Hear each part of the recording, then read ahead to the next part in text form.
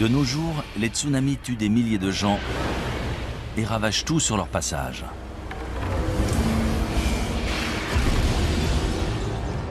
Les séismes détruisent des villes entières.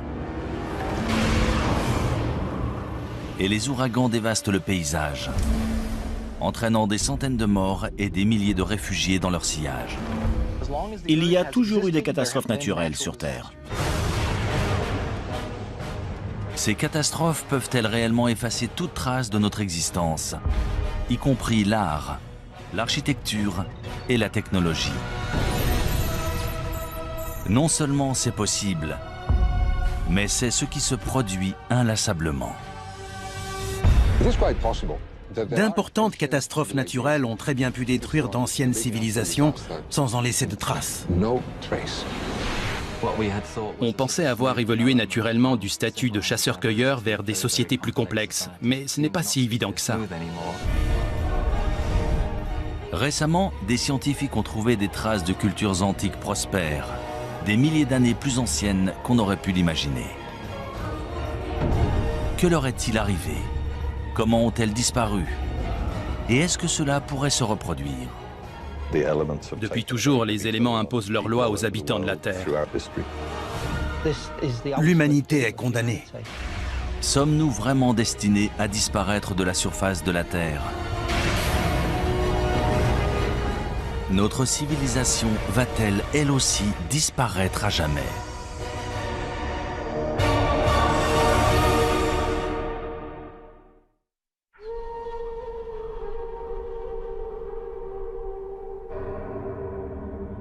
Le désert Roub al-Khali en Oman.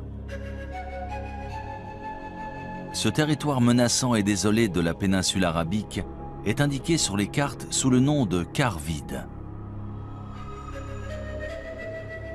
Ses sables mouvants et sa chaleur écrasante sont le repère de solifuges venimeuses, d'échides mortels et de bandes de bédouins nomades.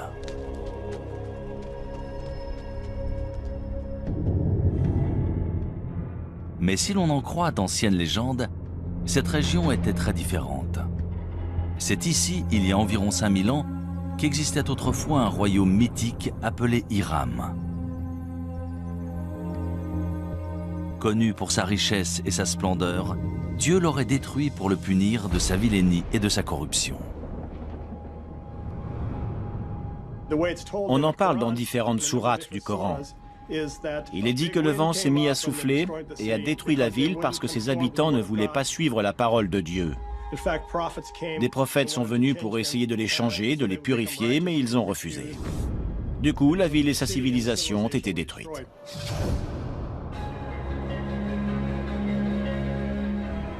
Pendant des siècles, historiens et explorateurs ont cherché des preuves de l'existence d'Hiram. Mais il faudra combiner technologie spatiale et archéologie traditionnelle pour enfin réussir à prouver qu'Hiram est bien plus qu'un mythe.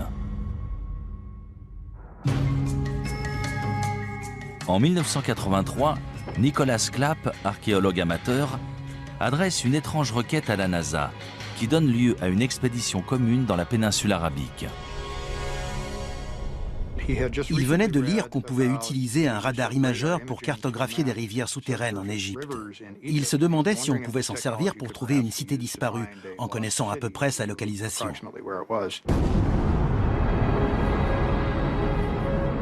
Transportée à bord de la navette Columbia, cette technologie appelée radar imageur spatial fonctionne comme un appareil de radiographie souterrain. On enregistre d'abord des images depuis l'espace, puis on les modifie numériquement pour faire ressortir des détails invisibles à l'œil nu, notamment d'anciens lits de rivières et des routes de caravanes aujourd'hui enfouies sous le sable. Je n'aurais jamais cru qu'on pourrait découvrir depuis l'espace une cité disparue. Mais ils ont persisté et étudié des détails qui semblaient intéressants.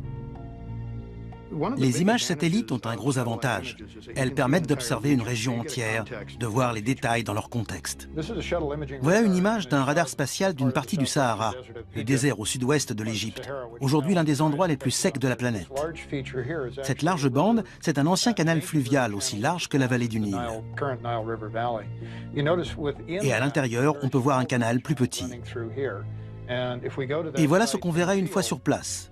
Là, on est au milieu de l'un de ces fleuves et on regarde une rive découpée plus haut. Ça a été une sacrée découverte. Dans l'Antiquité, les gens dépendaient de ressources, comme nous. Ils avaient besoin d'eau et de réseaux de transport. On a vu la relation entre ces différents éléments et découvert des pistes dans cette zone. Ça a été un point de départ dans notre recherche d'Iram. Les images satellites de Roub al-Khali montrent aussi d'anciennes routes de caravanes convergeant vers une zone le long de la frontière est du quart vide.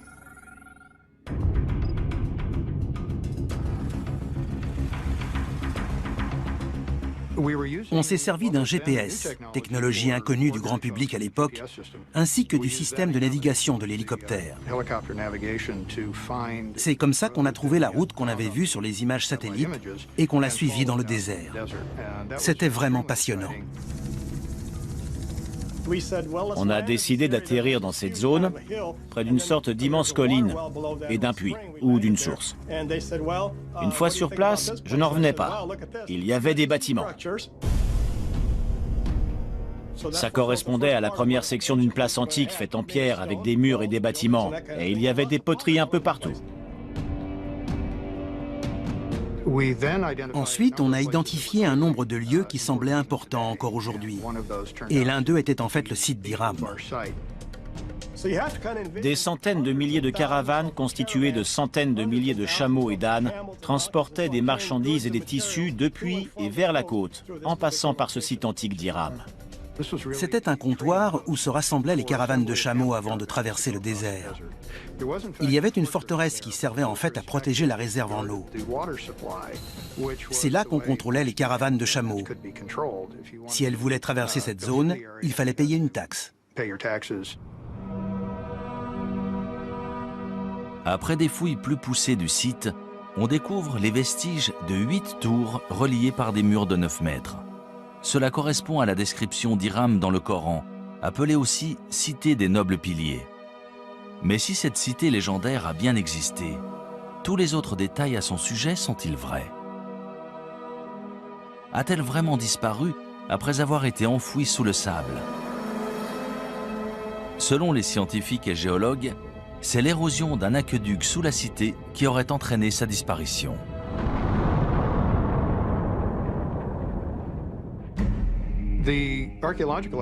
Si l'on en croit les preuves archéologiques autour du site, lorsque les réserves en eau ont diminué, la forteresse s'est effondrée dans un entonnoir et les gens ont fui. Beaucoup sont morts. Les légendes anciennes relatent le même sort étrange. Mais un tel événement peut-il réellement avoir éradiqué un peuple entier? Peut-il vraiment avoir détruit toute trace d'une culture, d'une langue et d'une civilisation? D'après de nombreux archéologues et historiens modernes, de telles conséquences dévastatrices sont tout à fait envisageables. On ne sait déjà presque rien de notre histoire quand on remonte à 3, 4, 5 000 ans en arrière. Alors, si l'on remonte avant la dernière glaciation, voire les deux dernières, tout a changé, y compris les civilisations, les organisations et les communautés humaines. Tout a été perdu. Les premières cultures, en particulier celles qui n'avaient pas l'écriture, ont été en grande partie oubliées. On n'a aucune trace historique et les seules traces qu'on puisse trouver sont archéologiques. Cela sous-entend qu'un archéologue trouve des vestiges de ces civilisations et se base dessus pour reconstruire leur histoire.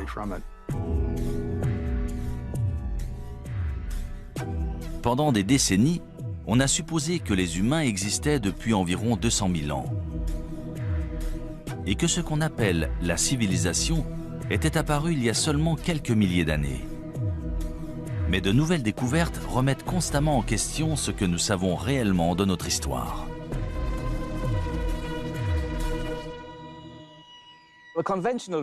On dit qu'une civilisation naît en même temps que les premières villes et les premiers écrits.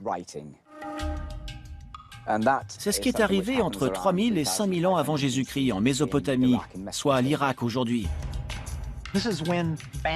C'est à ce moment-là qu'on est passé de groupes de chasseurs-cueilleurs à une société agraire, c'est-à-dire à des gens capables de faire pousser leur nourriture.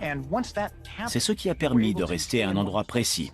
Et c'est avec cette sédentarisation de l'humanité qu'on a commencé à parler du concept de civilisation.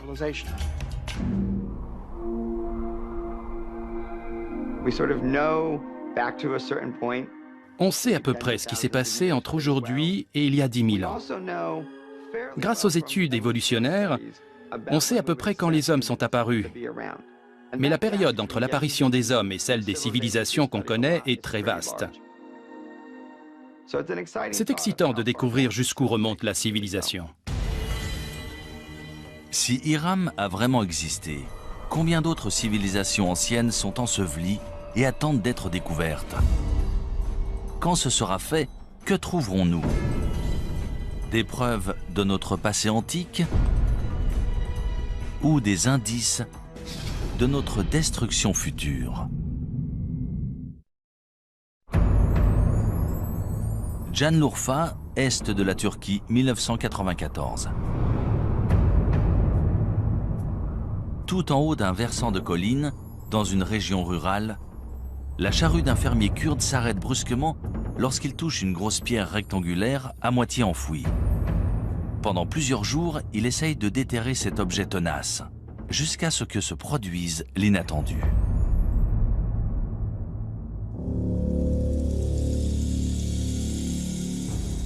Le fermier découvre des traces de formes étranges sculptées dans la pierre. Très vite, sa découverte attire sur le site des équipes d'archéologues venus du monde entier. Après des fouilles minutieuses, on découvre une série d'immenses mégalithes présentant des sculptures d'animaux en relief extrêmement bien conservées. Sangliers, renards, bétail et de nombreux oiseaux, la plupart venant d'autres régions. Ces dessins sont magnifiquement exécutés. Certains lions sont absolument incroyables. C'est un site extraordinaire. Mais ce n'est pas le plus étonnant. On estime que ce site, connu sous le nom de Göbekli Tepe, ou la colline au nombril, aurait 11 000 ans, soit presque 5 000 ans de plus que tous les autres sites comparables. Göbekli Tepe a tout changé pour les archéologues. Suite à cette découverte, on a dû élargir notre définition du terme civilisation. On a tous été très surpris de découvrir Göbekli Tepe. On n'avait encore jamais vu de site aussi élaboré. C'est une découverte incroyable, surtout pour une période aussi ancienne. Göbekli Tepe est un site remarquable. Ces sculptures datent de 7000 ans avant les grandes pyramides. On se demande souvent comment les Égyptiens ont pu avoir accès à cette technologie et ce savoir-faire à leur époque. Mais maintenant, tout nous apparaît sous un nouveau jour. Göbekli Tepe a été érigé 7000 ans plus tôt. Récemment, l'imagerie radar du site a permis de révéler un gigantesque complexe présentant plus de 20 grandes structures ovales. Chacune est composée de colonnes mégalithiques en forme de T, ainsi que de 4 piliers sculptés en calcaire, reliés par des murs d'1,80 m et disposés dans un cercle mesurant entre 10 et 30 mètres de diamètre. Ils avaient tout organisé, tout prévu. Ils ont réussi à mobiliser des ouvriers et à entretenir ce site qui a ensuite été visité pendant de très longues années. Chaque pierre devait peser entre 15 et 20 tonnes, certaines même entre 40 et 60 tonnes. Quand on pense à l'organisation que ça a dû nécessiter, C'est tout simplement remarquable. De toute évidence, il devait y avoir des centaines, voire des milliers de personnes impliquées dans ce projet. Mais qui a construit Göbekli Tepe? Et à quoi servait cette structure? Göbekli Tepe a tout bouleversé. On pensait avoir évolué naturellement du statut de chasseur-cueilleur vers des sociétés plus complexes, mais ce n'est pas si évident que ça. D'après l'archéologue in situ Klaus Schmidt, il s'agit d'un centre régional majeur. Le site est très impressionnant et sur place, on a l'impression d'avoir le monde à ses pieds. Selon certains archéologues, les tribus nomades du néolithique parcouraient de grandes distances pour atteindre Göbekli Tepe et participer à des fêtes rituelles. Selon d'autres, ces ruines seraient celles d'un temple, voire d'un lieu de sacrifice. Ils devaient se rassembler pour une sorte de cérémonie religieuse. Ces ruines sont forcément un sanctuaire ou un centre religieux. Ce ne sont ni des maisons ni des tombes. On dirait un lieu de cérémonie. Selon de nombreux chercheurs, Göbekli Tepe aurait été utilisé pendant presque 2000 ans. Mais 7000 ans avant Jésus-Christ, les cercles de pierre auraient été enfouis et abandonnés intentionnellement. Pourquoi? Pourquoi enterrer cet incroyable complexe composé d'au moins 20 structures différentes, voire plus? D'après moi, quelque chose a changé et ils ont dû partir. Et le meilleur moyen d'abandonner le site, c'était de tout enfouir. On n'abandonne pas tout comme ça. Ces sites sont si importants, si sacrés que lorsqu'on les quitte, on les recouvre pour les protéger. Et ensuite, on reconstruit par-dessus ou à côté. C'est le cas ici. On a la preuve qu'ils ont recouvert intentionnellement ces temples avant d'en bâtir un autre ailleurs. Ce n'est pas si simple. Il faut remettre ça en contexte. C'était la toute fin de la dernière période glaciaire, une ère de grands changements. On a des preuves qu'une catastrophe a eu lieu à cette époque sur le continent américain, probablement suite à l'impact d'une comète ou d'un astéroïde. On en a trouvé des preuves un peu partout dans le monde. C'est à cette époque que Göbekli Tepe a été construit. On aimerait savoir pourquoi. A priori, il s'est passé quelque chose qui les a poussés à le faire. Une catastrophe planétaire suite à l'impact d'une comète ou d'un astéroïde? Est-ce cela qui aurait forcé les habitants de Göbekli Tepe à abandonner ce site? Ou est-ce en réponse à cette catastrophe que le site a été bâti comme temple et lieu de recueillement?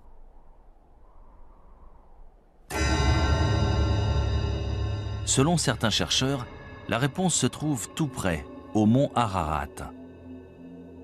Dans la Bible hébraïque, c'est là que l'arche de Noé aurait échoué une fois les eaux du déluge refluées. En fait, le mont Ararat se trouve à seulement une centaine de kilomètres de Göbekli Tepe. Quand on observe les animaux sculptés à Göbekli Tepe, il est impossible d'expliquer pourquoi certains d'entre eux ont été représentés étant donné qu'on ne les trouve pas dans cette région. Est-ce que certains de ces animaux vivaient dans cette région à l'époque? Et dans ce cas, d'où venaient-ils? Si l'on en croit la mythologie, il s'agirait des animaux de l'arche de Noé.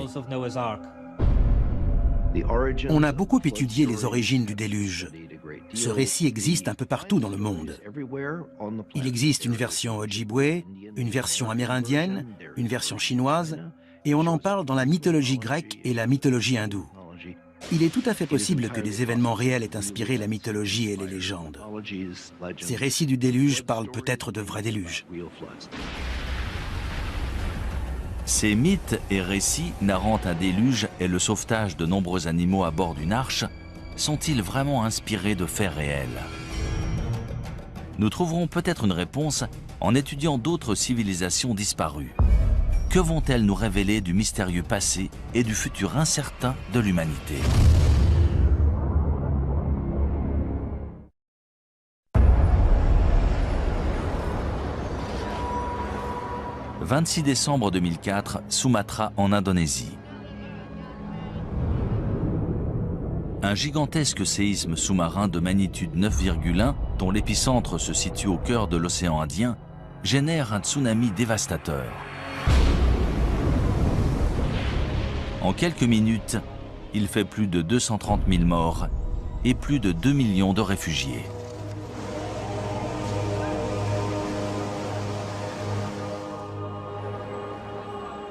Sept ans plus tard, le 11 mars 2011, un séisme de magnitude 9 fait trembler le nord-est du Japon. C'est le plus puissant séisme qu'ait jamais subi l'île.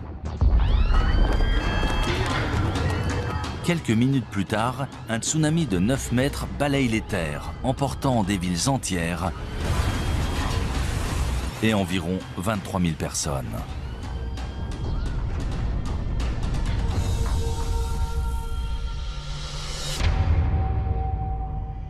Si des villes modernes conçues en prévision de telles catastrophes peuvent être emportées en quelques minutes, c'est peut-être ce qui est arrivé à de nombreuses civilisations antiques, aujourd'hui disparues. Il y a toujours eu des catastrophes naturelles sur Terre.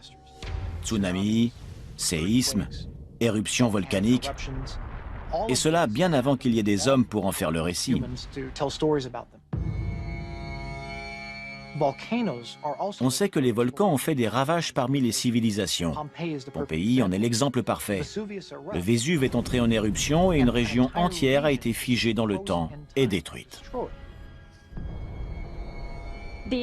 Les cités de Pompéi et Herculanum ont été ensevelies sous les cendres et les pierres volcaniques, mais aussi sous les coulées de lave qui les ont atteintes. Elles ont été préservées, et c'est seulement plus de 1500 ans plus tard qu'on a découvert qu'elles étaient encore là.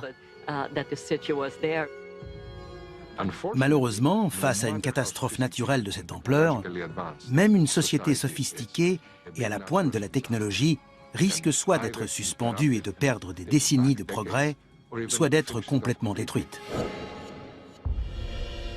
Héraclion en Crète. En 1894, Sir Arthur Evans, linguiste et archéologue britannique, se rend sur cette île de la mer Égée pour traduire des tablettes en argile récemment découvertes et supposées datées de l'Antiquité grecque. Cependant, ce qu'il découvre surprend les historiens du monde entier. Cette écriture hiéroglyphe n'est pas grecque, mais issue d'une civilisation inconnue datant de 5000 ans avant Jésus-Christ. 3 ans plus tard, Sir Evans mène une expédition et découvre ce qu'on appellera le palais de Knossos.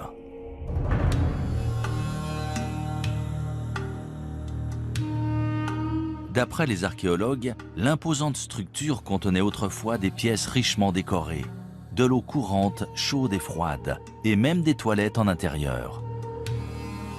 Sir Evans nomme les bâtisseurs du palais les Minoens, en hommage au roi mythologique Minos de Crète. Lors de l'âge de bronze, la civilisation minoenne était toute puissante dans l'est de la Méditerranée. Elle avait une immense flotte et faisait commerce avec pratiquement tous les peuples du bassin méditerranéen. La société de la civilisation minoenne en Crète a été la première à développer des palais très sophistiqués, avec des cours pour tenir des cérémonies, des fresques et une architecture très élaborée. De nos jours, on considère les Minoens comme la première grande puissance en Méditerranée. Ils ont régné entre 2500 et 1600 avant Jésus-Christ. Mais comment un peuple si puissant et avancé a-t-il pu disparaître ainsi? Selon de nombreux chercheurs, on peut trouver la réponse en étudiant l'une des plus importantes éruptions volcaniques de l'histoire de la civilisation, à 110 km au nord de la Crète, sur l'île de Santorin.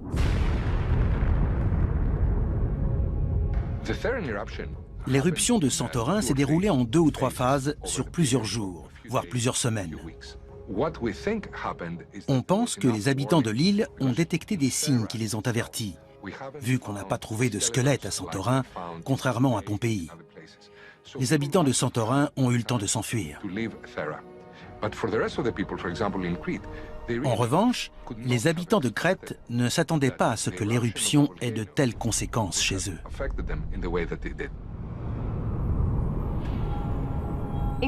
En volcanologie, on parle de différents types d'éruptions volcaniques, de petites éruptions présentant surtout des coulées de lave, aux éruptions pliniennes ou ultrapliniennes si elles sont très importantes. Celle de Santorin était une éruption plinienne, peut-être même ultraplinienne. Elle était très explosive, à tel point qu'elle a détruit une majorité de l'île.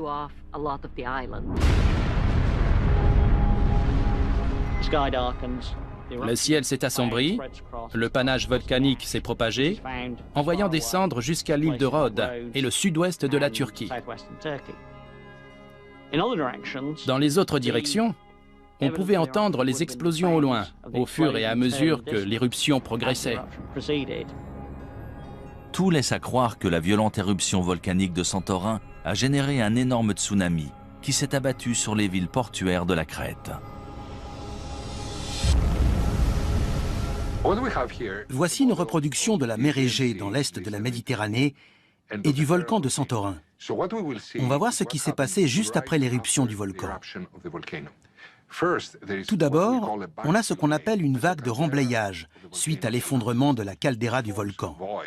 Ça crée un trou dans la mer. Ensuite, la vague commence à se propager et se dirige vers la Crète, là où vivaient les Minoens. Voilà la vague initiale, elle commence à se propager. Là, c'est la Crète, et dans 20-25 minutes, la vague l'atteindra.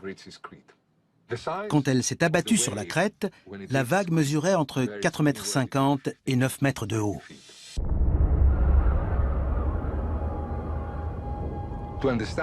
Pour comprendre ce qu'ont vécu les Minoens à l'époque, on peut observer ce qui s'est passé au Japon en mars 2011. C'est un énorme tsunami dont l'impact sur notre société se ressent encore chaque jour. Les Japonais ont réussi à se relever, mais ils n'étaient pas seuls. Le monde entier les a soutenus. Les Minoens, eux, n'avaient personne vers qui se tourner.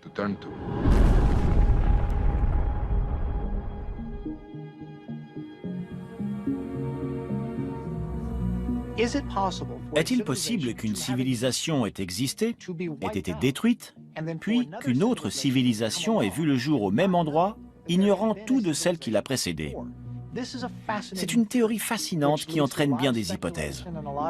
Du coup, de nombreuses personnes se demandent s'il n'y a pas eu une civilisation sur Terre bien avant toutes celles déjà connues, mais dont on ne saurait absolument rien.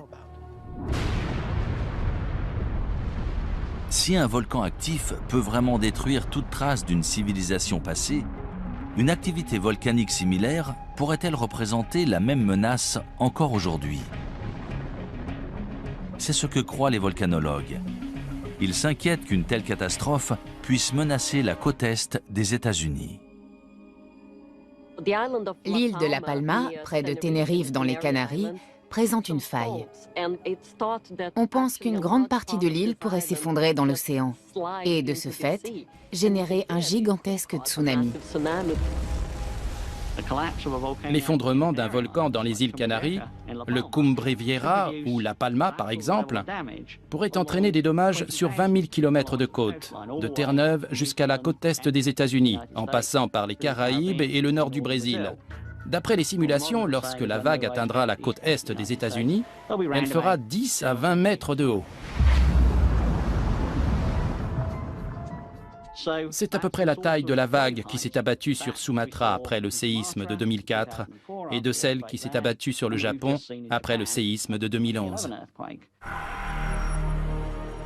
Une catastrophe naturelle de type éruption volcanique, séisme ou tsunami, peut-elle réellement détruire toute trace d'une civilisation? Au point de bouleverser l'histoire de l'humanité pour les siècles à venir. La réponse se trouve peut-être dans un ancien cimetière rempli d'or.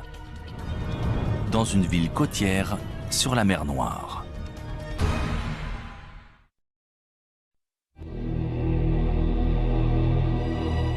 Varna en Bulgarie.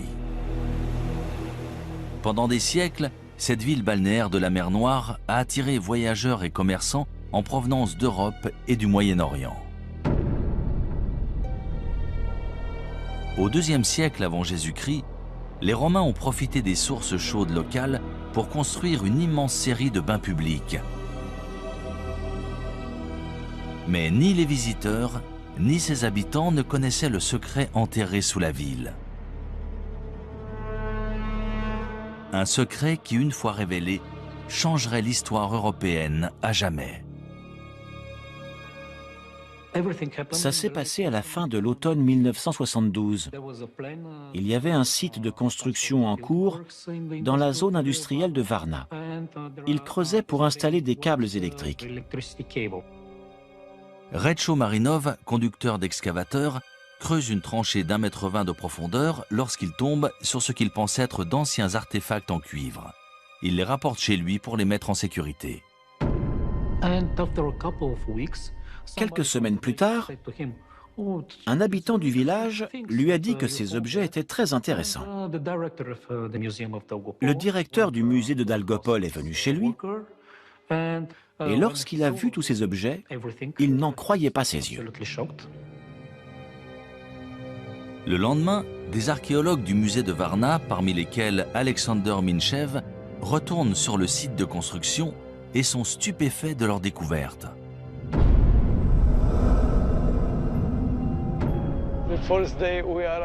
Lorsqu'on est arrivé sur le site, on a vu plusieurs pièces d'or sur la route, écrasées par des semelles de chaussures. Les ouvriers de l'usine passaient plusieurs fois par jour, sans le savoir, près de ces kilogrammes d'or. Personne n'aurait cru que de tels trésors étaient cachés sous un champ, dans une zone pareille. Après des fouilles plus poussées, on découvre que ce terrain non exploité est en fait le site d'un cimetière oublié. Il contient plus de 300 tombes datant d'environ 4500 ans avant Jésus-Christ, selon les archéologues. En plus des ossements d'anciens résidents de Varna, ils découvrent des preuves troublantes d'une ancienne civilisation avancée et florissante.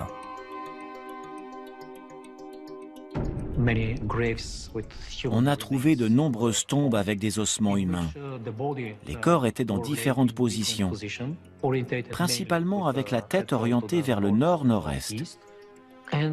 Et ils étaient enterrés avec leurs ornements et leurs armes. Il existe un tas de ces objets extraordinaires, mais les trouver tous ensemble, dans un seul cimetière, c'est la preuve qu'il s'est passé quelque chose de très important dans la région de Varna.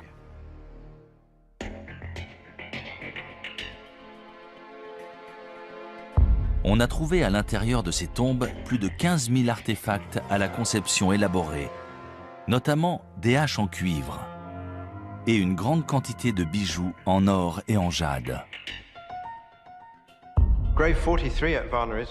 La tombe 43 de Varna est très spéciale. C'est l'une des plus abondantes. On y a trouvé un corps d'homme entre 40 et 45 ans et des objets incroyables, notamment un préservatif en or. C'était un symbole de puissance sexuelle, de pouvoir du mâle et de fertilité.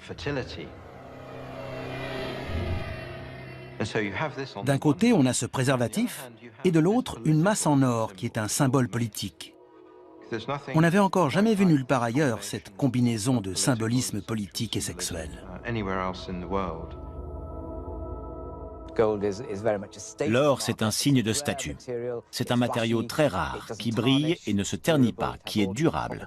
C'est pour ça qu'il est signe de haut rang social et qu'on l'exhibe.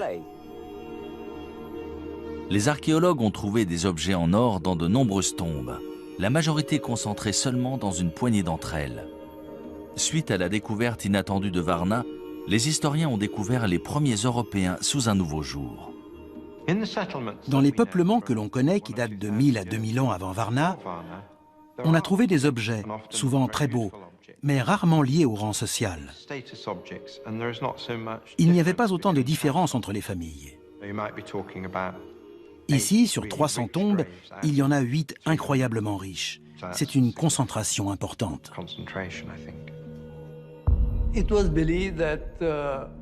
On suppose que pendant l'ère préhistorique, tous les hommes étaient égaux. Ils travaillaient ensemble, partageaient leurs récoltes. Il n'y avait aucune différence, ni d'ordre social, ni autre.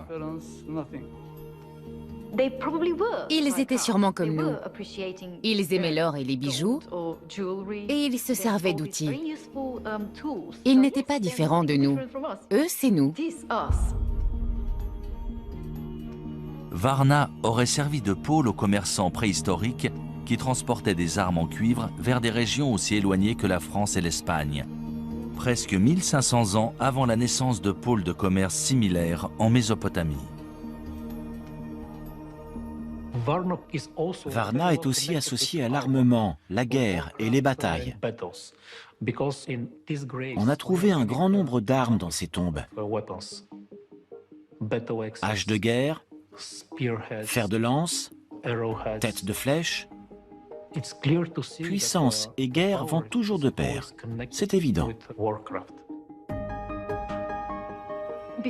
Avant la découverte de Varna, on connaissait des sociétés très complexes dont on sait aujourd'hui qu'elles datent de l'âge de bronze. Stonehenge est l'une de ces sociétés complexes.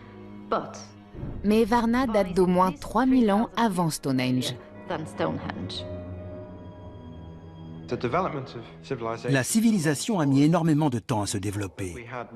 On pensait avoir trouvé tous les marqueurs en Égypte, en Mésopotamie et en Crète. Mais Varna existait bien avant cela. L'aube de la civilisation européenne a commencé ici, sur ce site. Et pendant des milliers d'années sous ce sol, l'histoire a conservé ses secrets. Je n'arrive pas à imaginer ce qui serait arrivé si on n'avait pas trouvé Varna, si tous ces objets étaient encore sous nos pieds. Pourtant, un mystère subsiste. Comment la population de Varna a-t-elle disparu vers 4100 avant Jésus-Christ? On a la preuve qu'à la fin du 5e millénaire, probablement vers l'an 4200 avant Jésus-Christ, il y a eu un important changement climatique. Le niveau de l'eau a augmenté et les températures sont devenues plus élevées. De ce fait, les conditions agricoles se sont détériorées. Est-ce qu'un changement climatique, sûrement à l'origine de sécheresses et de famines, pourrait avoir causé la disparition de Varna? Récemment, des fouilles archéologiques au Moyen-Orient nous ont fourni de nouvelles informations. D'après de nombreux archéologues et spécialistes, ces découvertes vont nous permettre de résoudre le mystère entourant la disparition de Varna et d'autres cités disparues. Mais d'autres se basent sur des preuves différentes, plus incroyables encore. Celles des catastrophes naturelles et des cataclysmes de proportions mondiales, voire nucléaires. Des preuves qui impliquent que le temps nous est compté.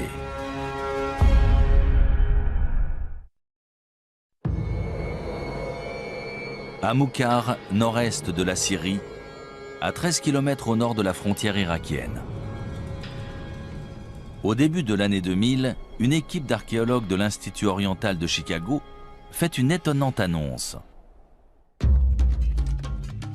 Ils ont découvert les ruines d'une civilisation inconnue datant de plus de 6000 ans. Les fouilles ont révélé une cité autrefois florissante appelée Amoukhar,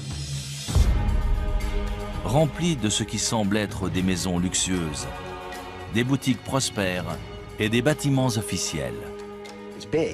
C'est un site énorme, d'environ 1 km², qui a la capacité d'accueillir entre 10 000 et 20 000 personnes, l'équivalent d'une grande ville. C'était une cité florissante, il devait avoir l'écriture. On n'a pu déterrer qu'une infime partie des bâtiments publics, mais ils étaient entourés d'un vaste mur et de grandes portes. On doit encore mettre à jour certains éléments de cette civilisation toujours enfouie sous un village moderne.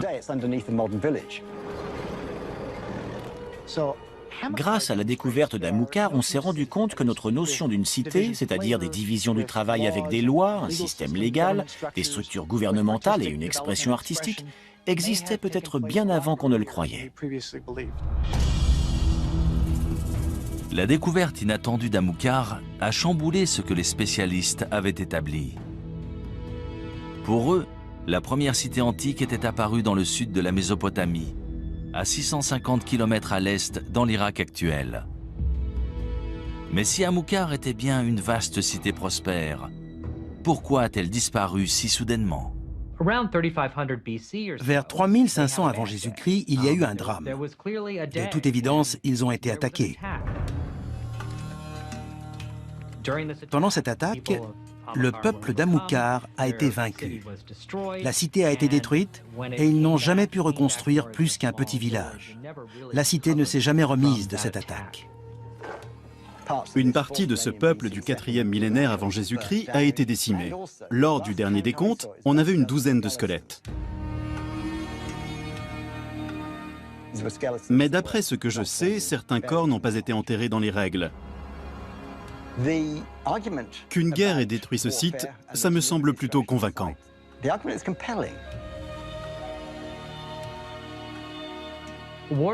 Au moment de la destruction d'Amukar, on se battait la plupart du temps à main nue.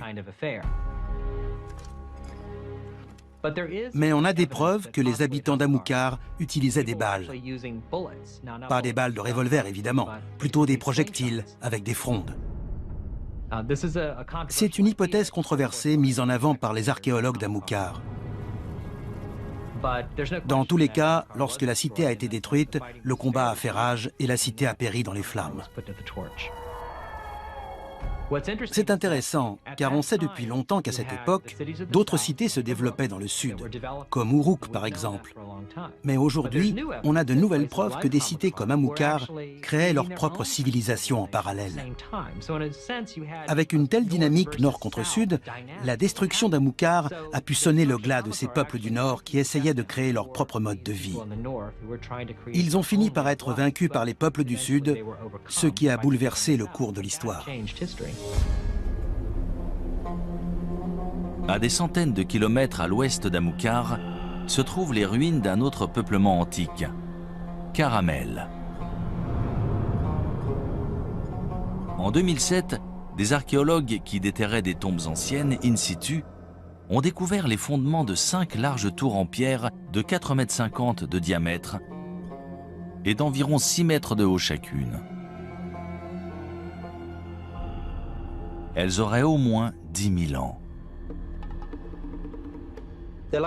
Ces ruines sont situées dans le nord de la Syrie, pas très loin de Göbekli Tepe. De toute évidence, il s'agit de la même culture. Nous ignorons pourquoi ce site a été construit. Tout laisse à penser qu'il s'agissait de défense. Il devait sûrement faire face à des prédateurs, animaux ou humains. À quoi servaient ces tours? Est-ce qu'elles faisaient partie d'une forteresse? S'agissait-il de tours de guet ou avaient-elles une autre utilité? Honnêtement, on n'en sait rien. Caramel, dans le nord-ouest de la Syrie, est un site important. C'est la toute première preuve de structure permanente en pierre, datant de 2000 ans avant ce que l'on pensait être la structure permanente la plus ancienne dans la cité de Jéricho. Avec la découverte de Caramel, on a abandonné l'idée que l'évolution depuis le néolithique a été un processus unique. Je peux vous nommer de nombreux autres sites où l'on a trouvé des cultures locales distinctes, chacune très élaborée, mais différentes les unes des autres. Il n'y a pas eu un seul grand développement. Il y en a eu tout un tas, certains plus réussis que d'autres. Pour la plupart des spécialistes, Caramel et Amukar ont été détruites par des armées venues du sud de la Mésopotamie. Dans l'Antiquité, il y avait énormément de conflits. Je ne parle pas de guerre mesquine et irréfléchie. Il s'agissait d'agrandir des cités, de s'approprier plus de territoires et de subordonner plus de villes pour taxer plus de résidents. Ces guerres territoriales sont-elles la seule cause de la destruction de ces grandes cités antiques? Depuis peu, une autre théorie infiniment plus hasardeuse a vu le jour. Caramel et Amilcar ont peut-être été victimes d'une étrange et spontanée explosion nucléaire. En 1972, des scientifiques du Gabon en Afrique découvrent des traces d'un événement nucléaire au cœur d'une mine d'uranium. On sait que les réacteurs nucléaires génèrent des déchets. En mesurant la quantité, on peut dire de quand ils datent. Et c'est comme ça qu'on a découvert qu'ils remontaient à 2 milliards d'années. Il y a un réacteur nucléaire dans le Soleil, à l'origine de toute vie. Mais pourrait-il y en avoir un sur Terre? Après tout, dans les années 50, on se demandait s'il était possible de créer un réacteur nucléaire naturel dans l'écorce ou le noyau terrestre. L'uranium-235 est notre principale source de réacteurs à fission nucléaire. C'est assez commun, plus que l'or. Sur l'échelle des larges éléments qui peuvent se diviser, celui-ci est relativement courant et peut être extrait. Pour créer une réaction nucléaire, il faut surtout 2 choses. Un uranium suffisamment dense et de quoi ralentir les neutrons. Le mieux pour ralentir des neutrons et obtenir une réaction en chaîne, c'est l'eau. Et dans cette zone d'Afrique de l'Ouest, il y avait la parfaite combinaison avec juste ce qu'il faut d'eau et d'uranium suffisamment dense pour obtenir un réacteur nucléaire. Avec un réacteur naturel, on peut engendrer une catastrophe de l'ordre de celle de Tchernobyl. 1 degré de radiation qui pourrait affecter la santé des gens. Si de l'uranium venait à alimenter un réacteur nucléaire naturel, cela engendrerait une fission nucléaire, et c'est ce qu'on veut éviter à tout prix. Dans tous les cas, ça serait sous terre. Ça aurait les mêmes effets qu'un volcan. Donc, ce serait bien une catastrophe naturelle.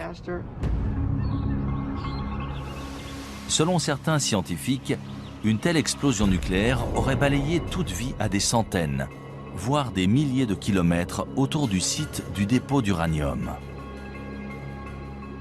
Si cela s'est produit en Afrique de l'Ouest, pourquoi pas ailleurs?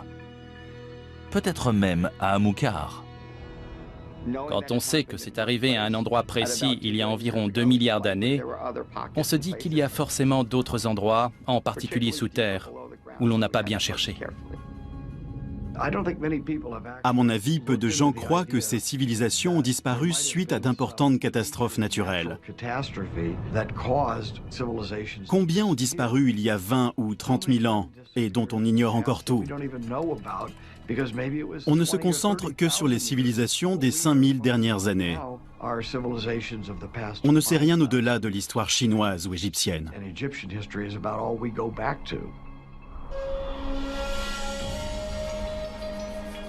Ces civilisations préhistoriques ont-elles vraiment été anéanties par des explosions naturelles issues des profondeurs de la Terre? Ou est-il possible que ces cités antiques aient été détruites depuis beaucoup plus loin?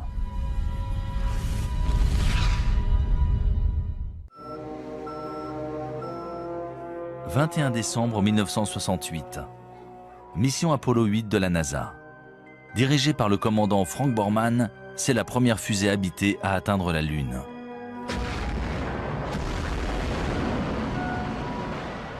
Après avoir tourné 10 fois en orbite autour de la Lune, les astronautes capturent parmi les plus belles images de sa surface. Sur ces photographies, on voit la Lune jalonnée de milliers de larges cratères. Certains y voient la preuve qu'elle a été le site d'une activité volcanique virulente. Mais d'après des preuves récentes, ces nombreux cratères seraient le résultat d'un incident plus sérieux. D'énormes impacts d'astéroïdes. Des astéroïdes qui ont peut-être aussi bombardé la Terre.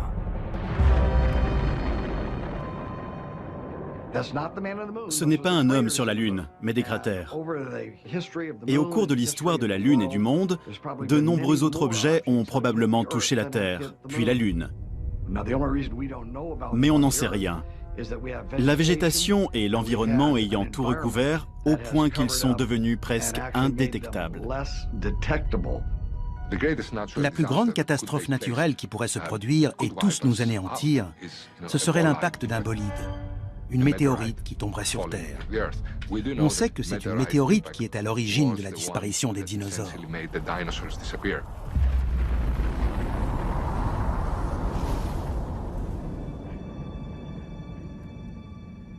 Nous voici au bord du météore cratère, site célèbre d'un impact de météorite dans le nord de l'Arizona.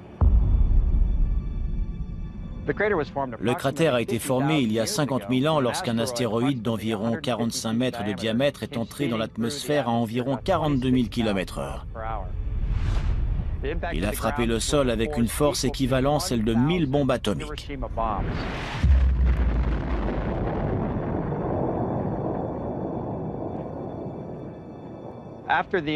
Aujourd'hui, le cratère fait environ 1250 mètres de diamètre, 4 km de circonférence et environ 168 mètres de profondeur.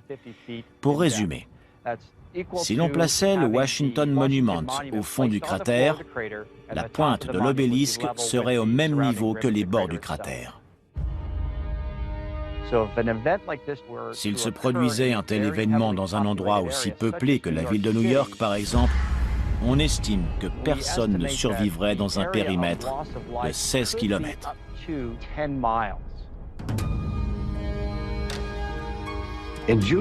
En juin 2002, il s'est produit un événement qui aurait dû tirer la sonnette d'alarme. Un astéroïde de la taille d'un terrain de football est passé entre la Terre et la Lune, à un tiers de la distance qui nous sépare de la Lune. Il a fallu qu'il nous dépasse pour qu'on sache qu'il était là. S'il avait atterri dans le Pacifique, il aurait pu balayer le sud de la Californie avec un tsunami.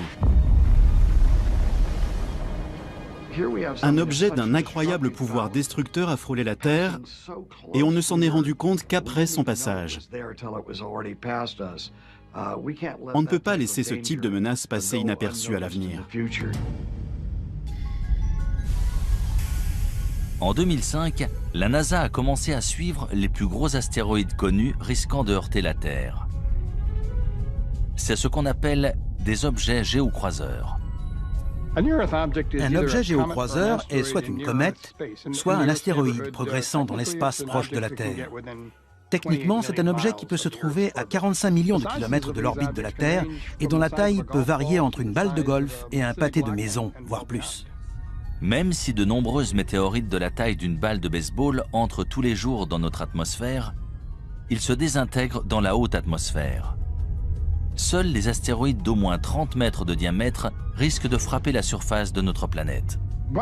Le dernier astéroïde le plus dévastateur a frappé la Terre le 30 juin 1908 au-dessus de la rivière Tunguska, en Sibérie russe.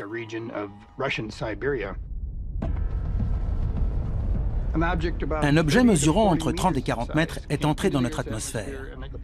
La pression exercée à l'avant de ce petit astéroïde était plus importante que celle exercée à l'arrière. Du coup, il s'est aplati et a explosé à environ 6,5 km au-dessus de la surface de la Terre.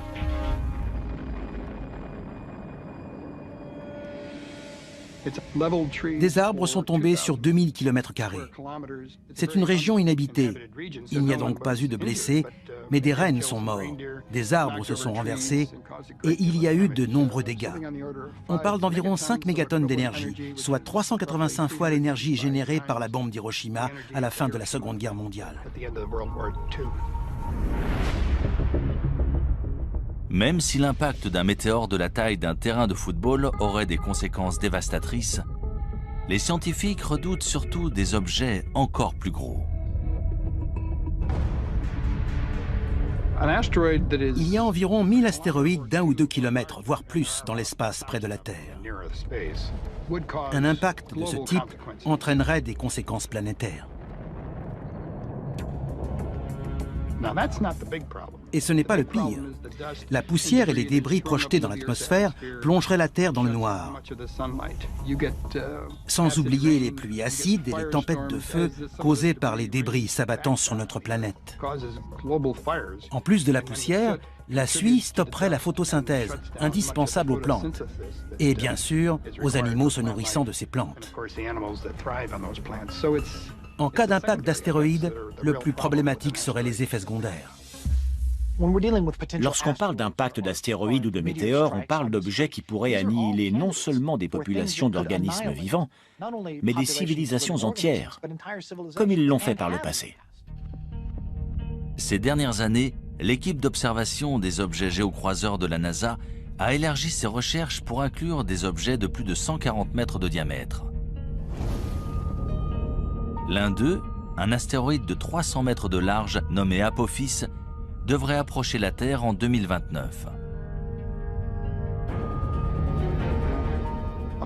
Apophis est très gros. Il a été découvert en 2003 et pendant un temps, on pensait qu'il allait heurter la Terre. Il y avait une chance sur 37 qu'il nous heurte en 2029. Mais grâce à des observations poussées, on a exclu un impact en 2029. Malgré tout, il passera tout près. Il sera visible à l'œil nu depuis l'Europe. Vous devriez voir un astéroïde passer près de la Terre sans la heurter. Même si les scientifiques ont calculé la trajectoire d'Apophis, ils ne peuvent prévoir comment cet énorme astéroïde réagira face à d'autres facteurs, notamment la pesanteur de la Terre. Le plus inquiétant, c'est qu'une fois passé, il repassera 7 ans plus tard. Et l'on ignore si la pesanteur de la Terre aura modifié sa trajectoire. Il pourrait donc revenir pour heurter la Terre. S'il passe à travers un trou de serrure de 600 mètres au moment de son approche en 2029, il repassera et heurtera la Terre en 2036. Il n'est pas assez gros pour détruire notre planète, mais suffisamment pour causer des centaines de milliers, voire des millions de morts, s'il frappe au mauvais endroit. Malheureusement, d'après les scientifiques, il ne s'agit plus d'une hypothèse. Un jour ou l'autre, un énorme astéroïde heurtera la Terre. Lorsque cela se produira, est-ce que toutes les traces de notre civilisation disparaîtront ? Un astéroïde, un énorme rocher venu de l'espace, a-t-il dévasté l'écosystème au point qu'il n'en reste rien ? Il est possible de balayer une espèce entière et toute trace de ce qui existe.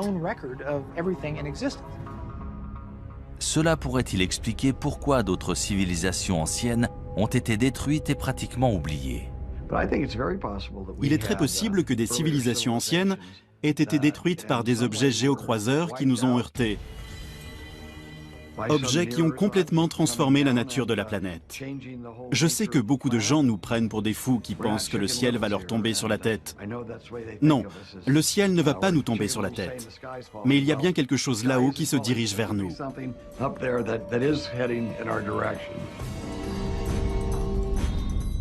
Si un météore heurte la Terre de notre vivant, que pourrons-nous entreprendre pour minimiser ces ravages ? Sommes-nous suffisamment préparés pour ne pas perdre les siècles d'avancées technologiques dont l'humanité peut se vanter ? Ou sommes-nous plus vulnérables que nous ne le pensons ?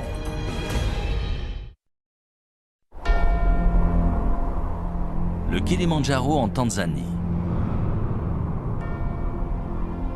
En l'an 2000, le paléoclimatologue Lonnie Thompson et son équipe de chercheurs ont foré au cœur d'un glacier recouvrant le pic de la montagne. Ils ont recueilli des échantillons de carottes de glace, preuve des conditions et changements climatiques non seulement depuis 20 à 30 ans, mais depuis des dizaines de milliers d'années. Une carotte est une colonne de glace. On en recueille plusieurs à la surface pour retracer l'histoire du climat et de l'environnement dans différentes parties du monde. Ces carottes ont des couches bien distinctes et en mesurant l'épaisseur de ces couches, on peut calculer l'évolution des précipitations dans le temps. Les bulles d'air préservées dans la glace retracent l'histoire de la composition de notre atmosphère. Là, on peut remonter jusqu'à 800 000 ans en arrière, en étudiant notamment le dioxyde de carbone, le méthane et le protoxyde d'azote. On peut même observer des micro-organismes pris dans la glace. D'ailleurs, on a ressuscité des organismes qui étaient dans la glace depuis plus de 50 000 ans. Tout ce qui est dans l'air est archivé dans la glace.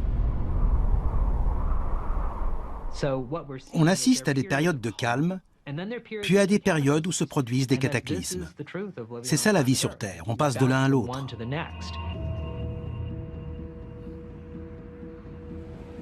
Stockées dans ces immenses congélateurs à l'Université d'État de l'Ohio, voici les carottes de glace que Lonnie Thompson a recueillies dans des glaciers du monde entier. On en a recueilli plus de 7000 mètres.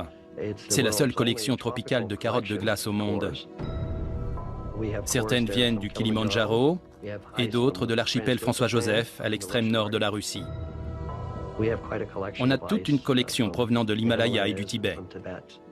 La plus ancienne carotte jamais forée dans une région montagneuse vient de l'ouest de la Chine et date d'il y a plus de 750 000 ans.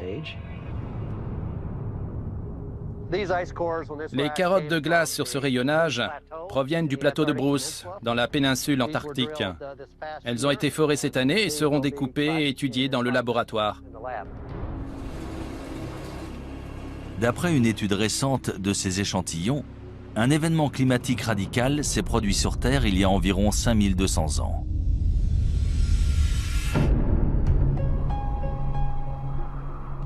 Ce changement soudain coïncide avec l'émergence de nombreuses nouvelles civilisations en Asie et au Moyen-Orient. Il semblerait qu'il y ait eu un renouveau partout dans le monde, mais on ignore pourquoi. Pourquoi c'est arrivé à ce moment-là? Pendant 100 000 ans, on avait une vie heureuse de chasseurs-cueilleurs. Et soudain, les choses ont changé. Qu'est-ce qui a entraîné ce changement? Il faut chercher un dénominateur commun. Et ce qui semble relier toutes ces sociétés agraires, c'est le climat.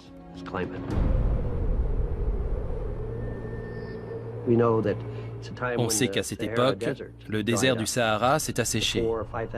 Il y a 4 ou 5 000 ans, il y avait des lacs et des gens vivaient dans ce désert. On a retrouvé des fresques sur des rochers. Si l'on en croit ces nombreuses preuves, il s'est produit un événement dramatique à cette époque. Si une catastrophe mondiale s'est bien produite, quelle en a été l'origine? Une sécheresse planétaire? Un météore qui aurait heurté la Terre et déposé suffisamment de poussière pour nous plonger dans le noir? Ou s'agirait-il d'une éruption volcanique?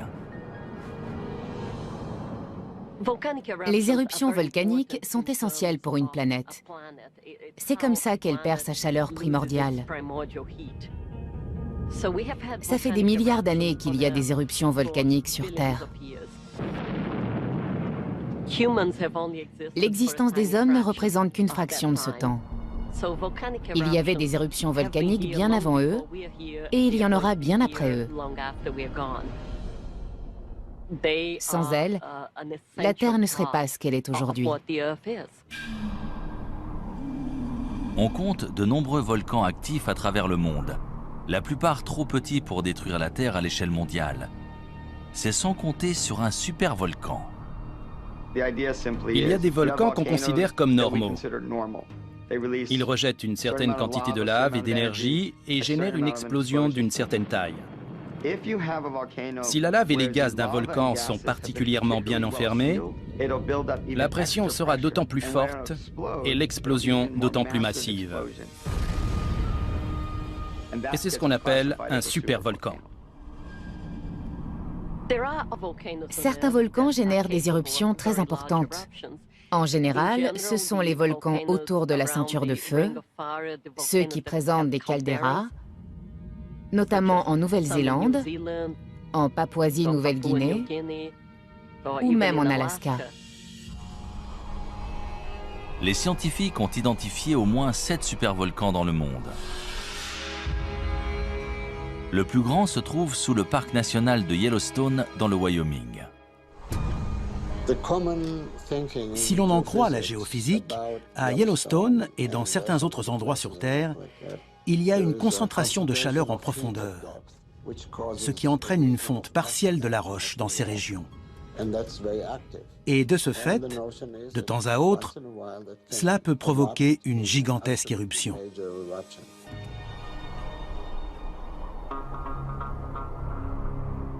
D'après les scientifiques, la plus récente éruption à Yellowstone s'est produite il y a environ 600 000 ans. On ignore quand Yellowstone entrera de nouveau en éruption. On n'a aucun moyen de le savoir. Quand on prédit le temps ou un événement géologique, il y a toujours une marge d'erreur. On ne peut jamais savoir quand ça va précisément arriver. Yellowstone est un volcan relativement jeune. Il est entré en éruption pour la première fois il y a 2,5 millions d'années. Géologiquement parlant, c'est jeune. Ce serait terrifiant si Yellowstone donnait de nouveau une éruption catastrophique. Ce serait du jamais vu. À côté, une éruption du mont St. Helens, c'est ridicule. Cela entraînerait un changement climatique sur toute la planète. La température moyenne de la Terre chuterait et l'ouest des États-Unis serait ravagé. Tout serait recouvert de cendres. Il n'y aurait plus d'agriculture. Et ça durerait un moment. Cette éruption bouleverserait notre civilisation.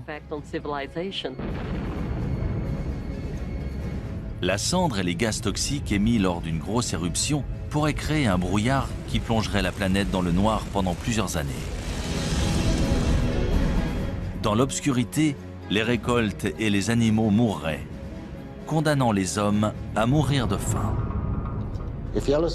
Si Yellowstone explosait aujourd'hui, vu que nous sommes de plus en plus nombreux, les conséquences de l'éruption seraient beaucoup plus grandes que par le passé.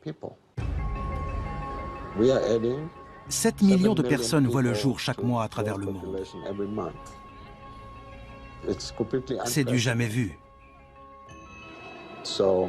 Notre planète est vulnérable. Nous ne sommes pas prêts. Notre société moderne est aussi fragile que ces sociétés antiques de grande envergure. Il y a énormément d'habitants, on se repose sur les ressources de la Terre et à force de les utiliser de manière si intensive, on les détériore. Pour beaucoup, notre société est au bord de l'effondrement. Les hommes sont des êtres très dépendants par nature. On a tendance à l'oublier dans notre société actuelle, mais il existe des forces bien plus puissantes que nous. Ces forces ont toujours été là et ont déjà bouleversé des cultures et des civilisations par le passé.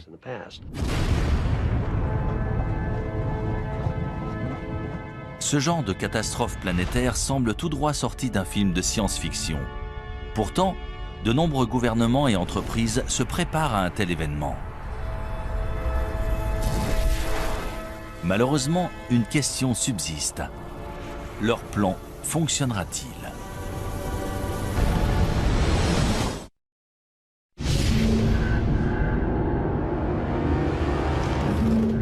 Selon les scientifiques, notre planète a déjà subi plusieurs extinctions par le passé. Suite à ces événements, le nombre de plantes et d'animaux s'est vu réduit à quelques spécimens. Mais si notre civilisation devait soudain s'éteindre, est-ce que toute notre culture et notre technologie disparaîtraient ?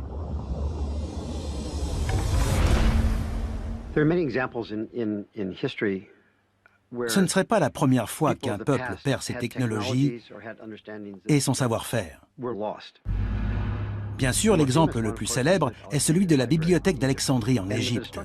Lorsque cette bibliothèque a été détruite au 1er siècle de notre ère, toutes ces incroyables connaissances accumulées dans l'Antiquité ont été perdues. Et il ne s'agissait pas uniquement des connaissances des Égyptiens, tout le monde classique a été touché. Que devient une civilisation si ses connaissances collectives disparaissent? On ne saura jamais ce que notre civilisation aurait pu être si la bibliothèque d'Alexandrie n'avait pas été détruite. Les Égyptiens avaient un savoir incroyable, en particulier dans le domaine médical, et nous l'avons perdu. Est-ce qu'on en a recouvré ou redécouvert la majorité? Sûrement. Mais notre société serait-elle encore plus avancée si nous n'avions pas perdu ces connaissances, si nous n'avions pas dû attendre de les redécouvrir? Bien sûr, il est possible que certaines idées et connaissances de ces sociétés antiques aient été perdues pour toujours. On ne le saura jamais vu qu'on n'a aucun moyen d'en être sûr. Contrairement à l'Antiquité où bon nombre d'informations étaient gravées dans la pierre, aujourd'hui, on enregistre nos données et nos archives dans des puces mémoire en silicone. Si elles venaient à disparaître, dans des dizaines de milliers d'années, les gens auraient bien du mal à reconstruire nos vies et à se faire une idée de la façon dont on vivait. Paradoxalement, l'art rupestre préhistorique a probablement plus de chances de survivre que notre technologie moderne.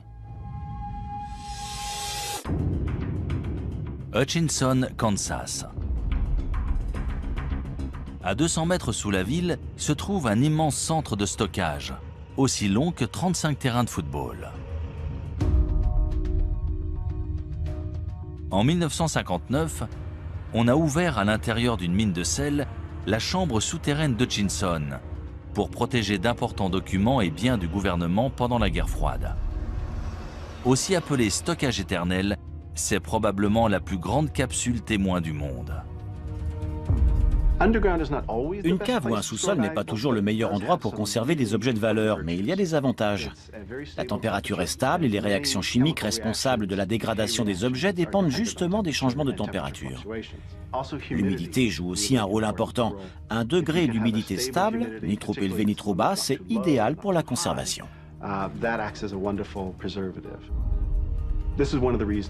C'est l'une des raisons pour laquelle les musées ont toujours une température et 1 degré d'humidité stable. Et un moyen simple d'y parvenir, sans utiliser trop d'énergie, c'est de s'enfoncer sous terre. Dans cette mine, en plus, le sel absorbe naturellement l'humidité. Prenons le cuir qui a servi à rédiger les manuscrits de la mer Morte.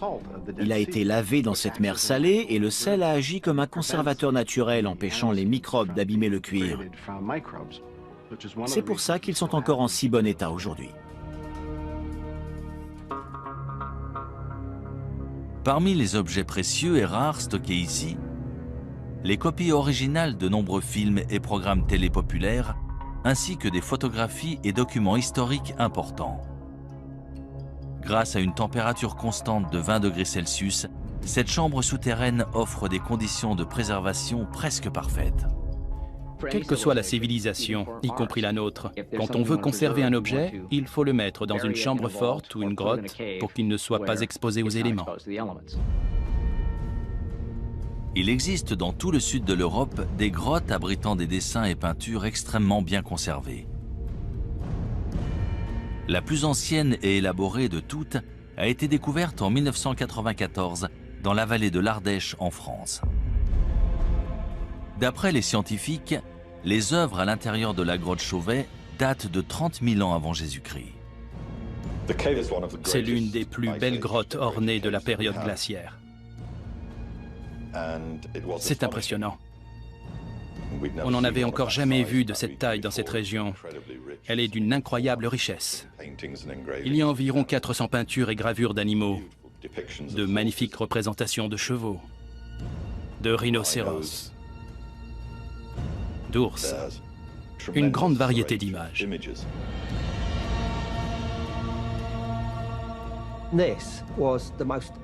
Ces représentations d'animaux sont tout simplement remarquables. Elles auraient leur place dans une galerie d'art actuelle. La datation et la qualité des peintures de la grotte Chauvet ont remis en question tout ce qu'on savait ou pensait savoir sur l'existence de l'homme sur Terre. Elles sont considérées comme les plus anciennes œuvres d'art créées par l'homme. Le plus intéressant, c'est qu'il s'agit d'Homo sapiens qui ont tenté de représenter des idées et pensées abstraites sur les murs d'une grotte, bien avant l'invention de l'écriture et bien avant n'importe quelle définition de civilisation. Pourquoi ont-ils fait ça? Ces artistes antiques ont-ils créé leur art sur des murs de pierre au cœur des grottes pour le protéger des générations futures? Dans 30 000 ans, les seules traces de notre existence seront-elles stockées en sécurité sous la terre?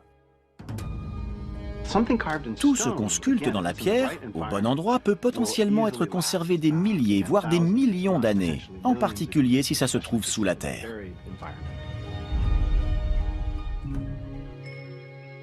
C'est sur une île norvégienne isolée, à 1300 km au sud du pôle Nord et à presque 125 mètres au cœur d'une montagne de grès, que se trouve la réserve mondiale de semences du Svalbard. Il s'agit d'une mesure de protection en cas de perte accidentelle de la grande variété de plantes et de récoltes alimentaires sur Terre. Plus de 20 millions de graines sont stockées ici. Les graines sont stockées dans une mine de charbon abandonnée, transformée en une réserve stabilisée. Certaines graines peuvent survivre très longtemps, d'autres ont besoin d'être plantées, de pousser et d'être de nouveau récoltées. Ce n'est pas un environnement statique. Ici, les graines sont constamment renouvelées et échangées contre des graines issues d'autres réserves dans le monde. Cette réserve de graines a été conçue spécialement au cas où notre civilisation serait détruite.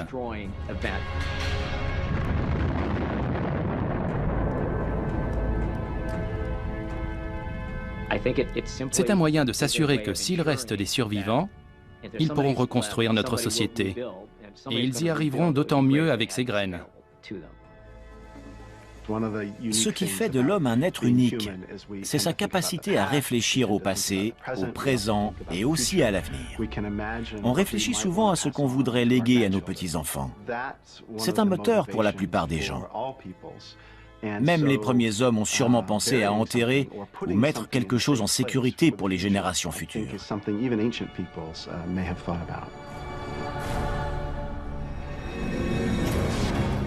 Si des civilisations anciennes ont délibérément conservé des preuves de leurs connaissances et technologies avancées dans des grottes ou structures souterraines, ces trésors cachés pourront-ils nous aider à savoir qui nous sommes et d'où nous venons? Et surtout, quel pourcentage de notre civilisation survivra dans le futur? Pouvons-nous réellement disparaître de la planète sans laisser de traces?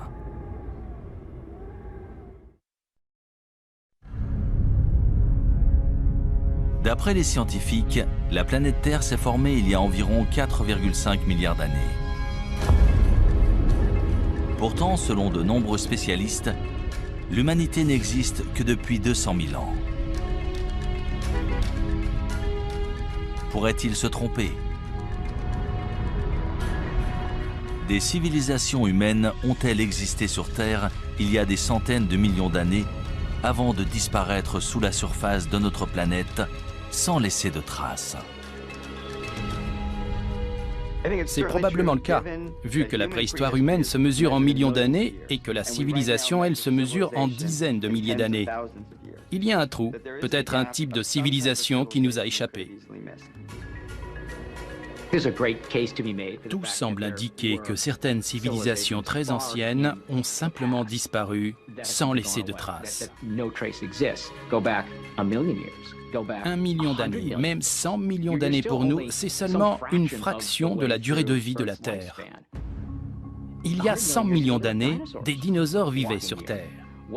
Et si d'autres formes de vie existaient avant eux, il y a 1 milliard d'années? On n'a aucun moyen de le savoir et donc aucun moyen de dire « non, ça n'est jamais arrivé ».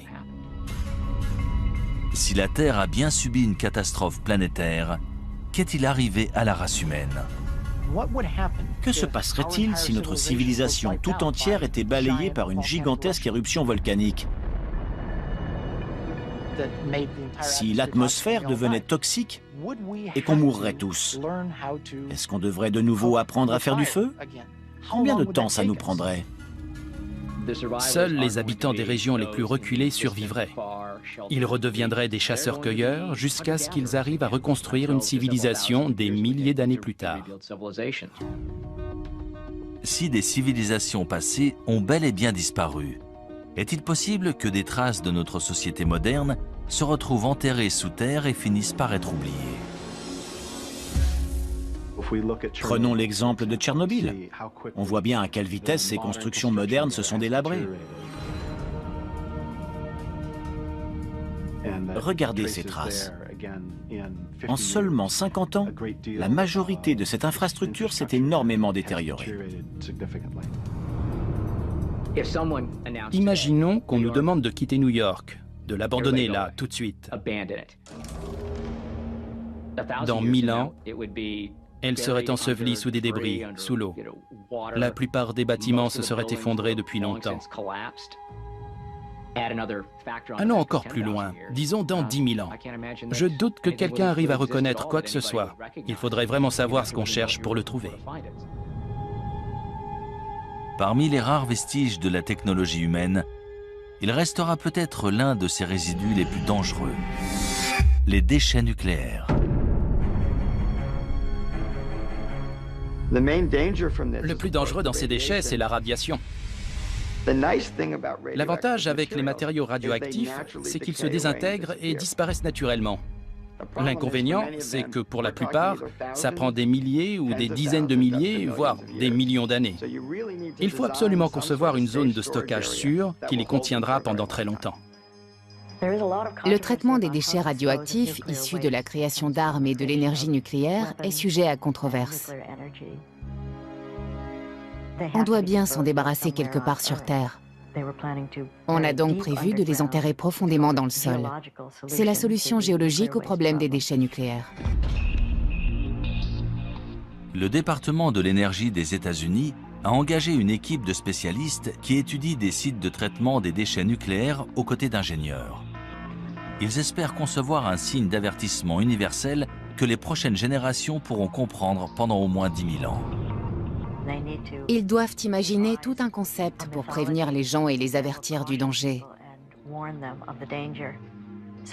Il faut concevoir une tradition qui sera perpétuée et transmise de génération en génération, et maintenir cet avertissement pour protéger les gens des déchets nucléaires.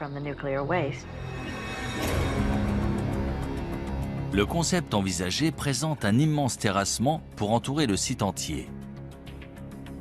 Une fois terminé, la berme mesurera 10 mètres de haut et 30 mètres de large. Le projet comprend également une série de balises en granit mesurant chacune 7,50 m de haut et ornées d'avertissements gravés dans différentes langues. Cet ensemble de signes d'avertissement énigmatiques peut-il être efficace? Ou sera-t-il aussi mystérieux et indéchiffrable que les sculptures de Göbekli Tepe ou les mégalithes de Stonehenge? On ne va pas dessiner une tête de mort dessus. Ce sera absolument pas parlant dans 500 ans. Quelle sorte de phrase peut-on écrire? Ne creusez pas ou faites demi-tour? C'est très compliqué. Dans la longue histoire de notre planète, l'activité humaine représente moins de 1% de ces 4,5 milliards d'années de vie. Mais sommes-nous simplement des grains de sable, des résidents temporaires voués à être oubliés d'ici 100 000 ans ou même moins? Je pense que les êtres humains seraient capables de s'exterminer. On pourrait détruire la race humaine, mais on ne peut pas détruire la Terre. Elle était là bien avant nous et elle sera toujours là bien après nous. Si chaque trace de notre civilisation peut être détruite aussi facilement, comment les historiens peuvent-ils être sûrs que tout ce que nous vivons ne s'est pas produit auparavant?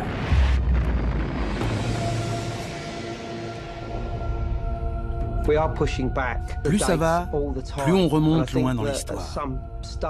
À mon avis, on va finir par découvrir des vestiges qui nous feront réaliser que les civilisations ont bel et bien existé bien plus tôt qu'on ne le pense. Des vestiges qu'on ne voit pas pour l'instant. Plus ça va et plus on repousse la date d'origine, qu'il s'agisse d'objets, des poteries par exemple, ou de la sédentarisation et l'usage du feu. Il ne faut jamais fixer une date et dire que ça n'existait pas avant. On finit toujours par trouver des preuves du contraire. Les civilisations ont sûrement évolué plus d'une fois. Elles ont été détruites par un événement, puis sont réapparues, et ça, c'est une leçon pour nous aujourd'hui. N'importe quel spécialiste vous le dira. Plus on a d'informations, plus on se rend compte qu'on ne sait rien de notre monde.